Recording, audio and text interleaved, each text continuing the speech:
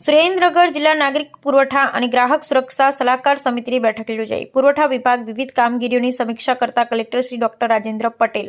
સુરેન્દ્રનગર જિલ્લામાં કલેક્ટર શ્રી રાજેન્દ્ર પટેલના અધ્યક્ષસ્થાને નાગરિક પુરવઠા અને ગ્રાહક સુરક્ષા સલાહકાર સમિતિની બેઠક યોજાઈ હતી, જેમાં વ્યાજબી ભાવની નવી બ્રાન્ચ ખોલવા બાબતે તેમજ વ્યાજબી ભાવની દુકાનો દ્વારા થતા અનાજ વિતરણ સહિતના મુદ્દે ચર્ચા કરવામાં આવી।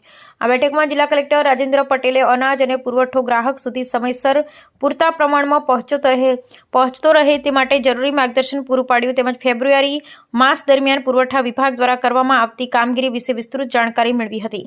જિલ્લા પુરવઠા અધિકારી શ્રી એજી ગજ્જરે જિલ્લામાં કાર્યરત વ્યાજબી ભાવની દુકાનો વ્યાજબી ભાવની દુકાનની બ્રાન્ચ ખોલવા બાબતે હાલ જિલ્લાને મળતા જથ્થા ફેબ્રુઆરી માસમાં વિતરણ થયેલો જથ્થો કાનૂની માપ વિજ્ઞાન તંત્ર દ્વારા થયેલ કાર્યવાહી ખોરાક અને ઔષધ નિયમન તંત્ર દ્વારા કરવામાં આવેલ કામગીરી વિશે વિસ્તૃત જાણકારી પૂરી પાડી હતી।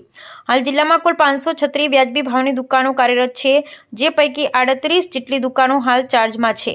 NFSA 2,52,958 કાર્ડ અને NFSA 1,95,552 કાર્ડ નોંધાયેલા છે। ફેબ્રુઆરી માસમાં કાનૂની માપ વિજ્ઞાનની કચેરી દ્વારા 18 જેટલા petrol pump, LPG gas dealer agency, ફેરિયા 6 એકમમાં તપાસ સામે એક સામે કાયદેસરની કાર્યવાહી, સસ્તા અનાજની 23 દુકાનોમાં તપાસ સામે 3 દુકાનો સામે કાયદેસરની કાર્યવાહી તેમજ અન્ય વ્યાપારી ફેરિયાના 410 એકમોમાં તપાસ હાથ ધરવામાં આવી હતી, જે પૈકી 19 સામે કાયદેસરની કાર્યવાહી કરી ગુન્હા માંડવાળ પેટે ₹40,200 તેમજ ચકાસણી અને મુદ્રકન પેટે ₹3,77,110 ની ફી વસૂલ કરવામાં આવી હતી।